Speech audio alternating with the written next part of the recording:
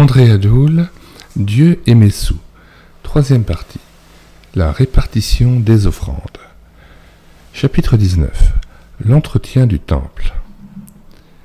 Joas eut à cœur de rénover la maison de l'Éternel. 2 Chroniques 24, verset 4. Rien n'est plus triste qu'un lieu de culte délabré. Murs gris et sales, bancs inconfortables et poussiéreux, portes grinçantes, salles mal éclairées et acoustiques déplorables, tout cela n'honore pas le Seigneur de gloire. Je crois avoir annoncé l'Évangile dans un millier d'édifices de toutes dimensions, les uns chaleureux et avenants, les autres lugubres et peu propices à la communion fraternelle. Ici, le sanctuaire était dans un tel état de vétusté que les rares paroissiens éparpillés sur les bancs pouvaient à loisir, en levant les yeux, contempler le ciel à travers un plafond percé en plusieurs endroits. Là, la tribune servait littéralement de dépotoir. Ailleurs, le chauffage ne fonctionnait pas, ou si mal que je dus parler dans une salle empestée, les auditeurs du fond disparaissant presque dans un léger brouillard de fumée âcre. L'acoustique était telle dans ce vaste édifice qu'il me fut recommandé de ne pas détourner les yeux d'une certaine colonne si je tenais à être compris de mes auditeurs. Heureusement, depuis une vingtaine d'années, beaucoup de temples ont été rénovés en France, voire embellis, souvent à la faveur d'un centenaire dignement fêté. On est certainement plus soucieux de confort et de lumière aujourd'hui que par le passé. Et c'est heureux. Le temple dans l'Ancienne Alliance. L'Ancien Testament signale à plusieurs reprises des élans de générosité peu communs inspirés par l'Esprit lorsqu'il s'est agi de construire ou de réparer le sanctuaire. Ces élans correspondaient toujours à des périodes de réveil spirituel. Un peuple préoccupé de la gloire de son Dieu ne peut souffrir que tombe en ruine la maison où on l'adore.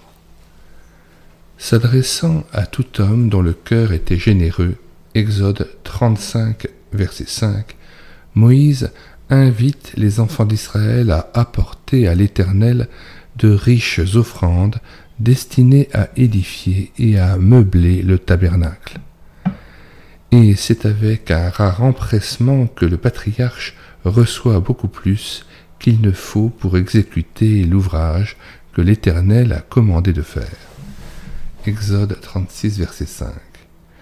Il doit même, chose unique dans les annales, faire passer dans le camp une proclamation en ces termes: que personne ne travaille plus en vue de l'offrande, ordonnant même qu'on empêche le peuple d'en apporter. Exode 36, versets 6 et 7.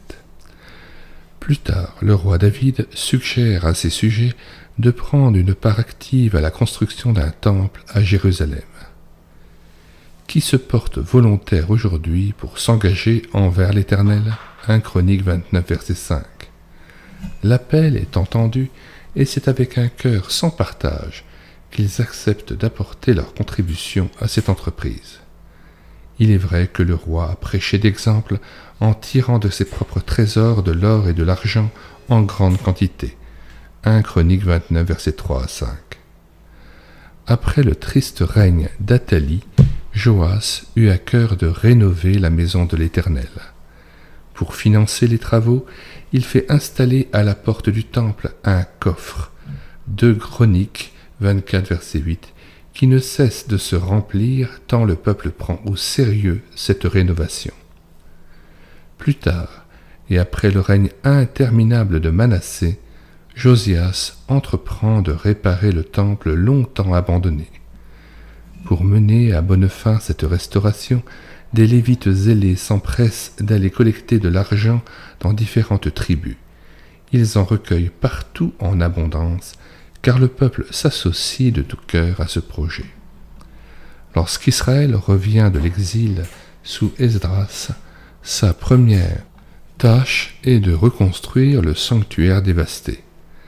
Et pour en fournir les moyens, les offrandes affluent malgré la pauvreté qui règne dans le pays. Esdras 1, 68-69. C'est bien vrai, la générosité se manifeste toujours lorsque Dieu visite les siens et, à l'inverse, quand le zèle fait défaut dans la communauté, le sanctuaire mal entretenu, délaissé, sans poussière et parfois menace ruine. L'Église dans la Nouvelle Alliance. Comme nous l'enseigne l'histoire, et conformément aux paroles du Christ, Matthieu 24, verset 2, le temple, orgueil d'Israël, fut détruit par les Romains en l'an 70 de notre ère.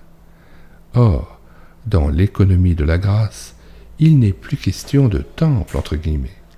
Le seul que reconnaisse le croyant est le temple spirituel dont parle l'apôtre Paul. 1 Corinthiens 3, verset 16-17. Quiconque est né de nouveau est un temple du Seigneur. Ne savez-vous pas que vous êtes le temple de Dieu et que l'Esprit de Dieu habite en vous? Si quelqu'un détruit le temple de Dieu, Dieu le détruira, car le temple de Dieu est saint et c'est ce que vous êtes. Puisque le Créateur n'habite pas dans un sanctuaire fait par la main de l'homme, Hébreux 9, versets 11 et 24, les chrétiens ne devraient-ils pas s'abstenir de bâtir des lieux de culte? Certainement pas, bien que le Nouveau Testament ne mentionne nulle part l'existence de tels édifices.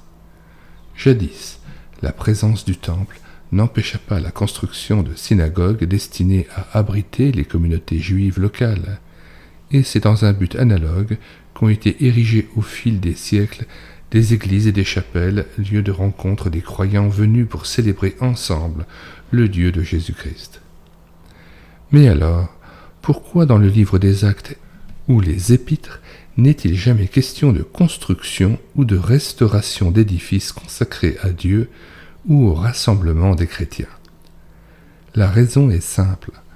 En ces temps de persécution, l'Église était clandestine et ses membres se réunissaient dans les maisons, souvent en cachette.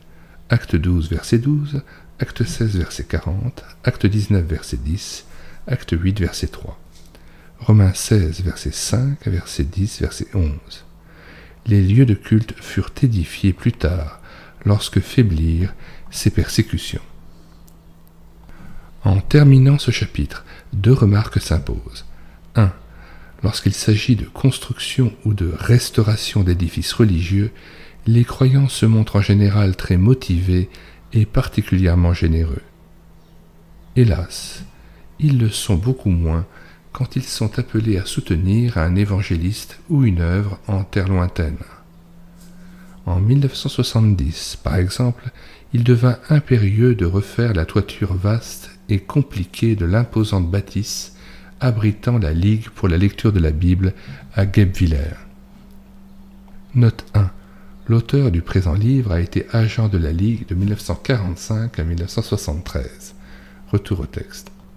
En un temps relativement court, la somme très importante nécessaire à cette indispensable réparation fut non seulement recueillie, mais encore dépassée. Il n'y eut pas le même engouement lorsqu'il fut suggéré, en d'autres circonstances, de prendre en charge un ouvrier de plus en France et en Afrique. C'est dommage. 2. Comme le firent jadis les constructeurs du tabernacle ou du temple de Jérusalem, les chrétiens devraient non seulement donner leur argent, mais aussi leur temps et leur talent pour le service de Dieu. Ce temps consacré est une offrande précieuse. Ici, je pense à telle assemblée, aux moyens fort modestes, qui fut en mesure d'édifier une belle chapelle, en partie grâce au dévouement de ses membres, qui mirent la main à la pâte et retroussèrent les manches pour manipuler la pelle ou le marteau. Dans cette action commune, ils apprirent à mieux se connaître et à travailler ensemble, avec joie, pour leur Seigneur, ce qui n'est pas négligeable. Une tâche accomplie en commun rapproche et unit. Question. 1. L'édifice qui abrite la communauté que vous fréquentez est-il avenant, bien éclairé et bien entretenu? A-t-on du plaisir à s'y rendre? 2. À votre avis, qu'est-ce qui pourrait être amélioré? Auriez-vous la liberté de faire quelques suggestions à votre pasteur ou à des anciens sans exiger qu'on s'y conforme? 3. Que pourriez-vous faire pratiquement pour la rénovation de votre Église? Si vous commencez une tâche ou acceptez d'y participer, soyez résolu à l'accomplir jusqu'au bout, à l'image du Seigneur qui achève ce qu'il a commencé. Philippiens 1,6. Philippiens 1,6. Je suis persuadé que celui qui a commencé en vous cette bonne œuvre la rendra parfaite pour le jour de Jésus-Christ.